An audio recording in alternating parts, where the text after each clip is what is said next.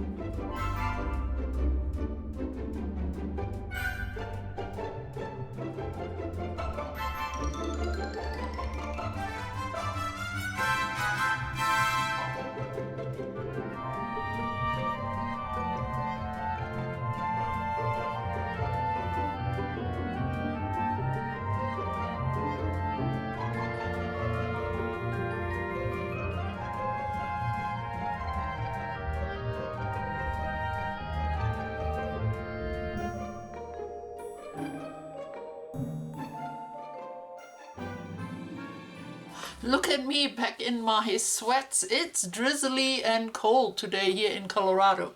But hopefully spring is doing well wherever you are. And I, of course, want to start this last section of my video with a big thank you to all of you who participated in last month's challenge. As you saw, the lineup, like always, it's so inspiring, full of fun ideas. And of course, I hope that you will all join in again in this month's challenge. Now, if you are new to the challenges, please just go below in my description box. Follow the link to my intro video for all the details. All right, the June 4 Core Art Challenge. I started again with a theme, and I think this one is really fun. I think it opens up lots of different possibilities, and it is exploring relationships and connections. And I'm looking for it in the human world and the animal world. It could be fantasy creature, but definitely connection between creatures. Now it could be two of them, it could be more, it could be a whole group, because a connection could be anything from family, from father and son, to schoolmates, to teacher and student. It could go on to lovers, to sisters, to friends, whatever you may have. But somehow it would be nice to capture those ideas into your project. Again, you could work 2 or 3 dimensional as you like. 2-dimensional, any type of drawing, painting, collage will be great. three-dimensional, any type of assemblage, sculpture, diorama, whatever you can think of. Again, you can use any medium you like, anything you want to add to the 4 core elements I show you here to make your piece complete. So, relationships and connections. I pulled out a few things that apply if you were 2-dimensional. Actually, you could add any of these things also into a 3-dimensional project, and any of these things could also be drawn or painted. So I picked out some pictures from a yearbook. This could work for classmates or schoolmates, friends. Same in the animal world. Maybe these are brothers or maybe they're cousins. Then here you have a couple. It could be a couple, it could be lovers, maybe it could be just people who taste wine.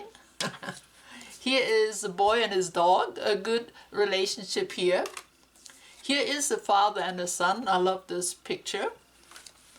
It could be grandparents. It definitely could be friends, or this could be mud buddies, whatever you like to call them. And then these two birds here. Now, of course, you could call them brothers, you could call them friends, but this one particularly has these artist instruments here. So there could be artist friends, there could be whatever you want them to be. So for the names of these relationships and connections, I have another point later on. Now, if you work 3-dimensional, aside from any kind of images, you can, of course, use sculptures, make sculptures, whatever you want. I happen to have these 2 little shepherds here. I also have a couple little piggies. They could have a relationship with each other. Either they are the ones who enjoy the mud, so they could be mud buddies too. And then for a little bit more of a fantasy creature, I have 2 robots. So that could work, or anything else you can think of. It's really completely open to your interpretation. So you should add, you know, at least 2 images, because otherwise a relationship or connection really doesn't work. But it could be as many as you like. Now, number 2 and number 3 are very, very simple. Number 2, we will add the color violet or purple, either way. So I have some examples. It could be paint, it could be spray, it could be inks. I have some purple paper. Of course, you can use any kind of craft paper that have purple in it. There are pens that are purple. And then I picked all kinds of doodads that are purple, because they could also bring that color into your project. So it doesn't have to be just painted. It could also be just a thing that's already purple, or you could paint a thing purple. Anyway, somewhere in your project should be some purple or violet piece. So that's number 2. Number 3, again, very simple. Add some rocks. Now it could be just a couple of rocks, it could be stones, it could be anything that you want to add that adds to your overall idea. You can paint it, you can draw it, but of course you can add 3-dimensional things. You can use bigger rocks. It all depends on how big your project is. These are little art rocks. These are little rocks that usually are kept for gardening or for fish tanks, I believe. So anything like that will work, and how much you want to add and how big the rocks are, it's up to you. So that's part number 3. So part number 1 was theme, and 2 and 3 are really very simple things to add, because number 4 it gets a little bit involved. You know, I always like to add a little something to challenge ourselves. So for number 4 we will all include a small container of some sorts. It could be a 2-dimensional or 3-dimensional. What I mean with that is, if you paint or draw, you could easily just add an envelope. This is actually just an advertisement envelope from some clothes. This too came with a man's shirt. It has a little pocket. There's a little envelope, and you can find much smaller envelopes. And you can definitely cut out a little pocket. This is kind of like a jeans pocket. You can paint it, and then if you add it to your painting or collage, just glue down the edges. So it is open and it can function, because that's the point, that these containers are functional. I pull out a few more things. I have a little good luck envelope here. there is the Easter egg. Well, it makes a container. There's of course a container. These type of things are easy to come by. I have a little toy container that also opens. Come on.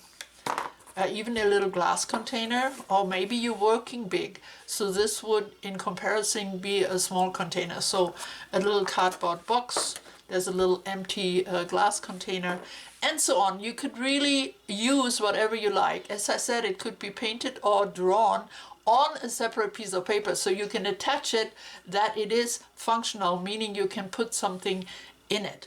But you can also make it from fabric, you can add it from cardboard, you can use something ready-made, or you can make it. It's all up to you. And inside this little container, may it be a pocket, an envelope, or something a little bigger, we will add a piece of paper that will give away our connection or our relationship we're working on. So it should say, let's say, father and son on it, or it should say grandparents on it, or whatever you had in your connection. Now, of course, in order for us to see it and be able to read it, usually or often I had to make a little label and put it next to your photo. But this time I think I want to do it a little different. So please send me one photo like you always do with your completed project. And then please take a second photo of your container, a close-up, where we can see very well what you worked with. Most likely it should be open and the paper should be taken out and should be here displayed in a way that we can read it. So I will receive 2 photos this month, and I will work with them and I will make it work in the lineup. So please don't forget, I still need a photo of your full project, but then a close-up of your container. Whatever that may have been, if it was an envelope, if it was a box, or anything you thought of, make sure the label inside of it can be opened so we can read it, and you write big enough so we can read it, and of course that it tells us what connection or relationship you were working on. So that's it. It's not too complicated. I know this is a bit involved, but not complicated. So I hope you will have lots of fun with this challenge. So there's a theme, there's a color, there's some texture, and there is some add-ons here. And like always, you will find all these items below in my description box, as well as at the end of the video. So please join in. If you have any questions, just drop me an email or ask me in the comments below. But I really hope that we will again have a great lineup for the month of June. I will see you really soon again, as soon as my next project is done. Until then, stay well, stay creative, and bye-bye for now.